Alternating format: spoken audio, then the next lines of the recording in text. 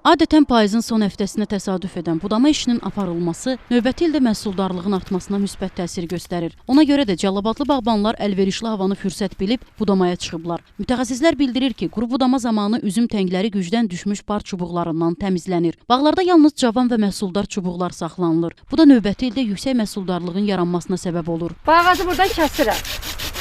Bax, bunu kəsdim. Cavan kol qalacaq, budaq. Bu ona manasib gelir də yana. Bax, bunu buradan kəsirəm.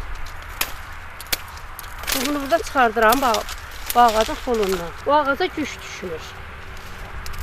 Məhsuluna da, özünə də o güc düşmür. Mütəxəssislər də hava şəraiti imkan verdiyindən işlərə vaxtından əvvəl başlanıldığını, lakin şaxtalar güclü olsa, tinglərə mənfi təsir edəcəyini də istisna etmirlər. Havaların belə keçməsi tənəyin gövdəsində olan zərərvericilərin yaşamasına da şərait yaradır. Fermerlər 25 iş günündə budamanı başa çatdırmağı planlaşdırıblar. Bildirək ki, Cəlilabad rayonunda 3200 hektar sahədə üzüm bağları salınıb. Cari təsərrüfat ilində məhsuldarlıq bol olsa da fermerlər becərdikləri məhsulu satmaqda çətinlik çəkdilər. Aytən Sakit qızı Elşan Feyzullayev, Zahid Aydınoğlu, Cəlilabad.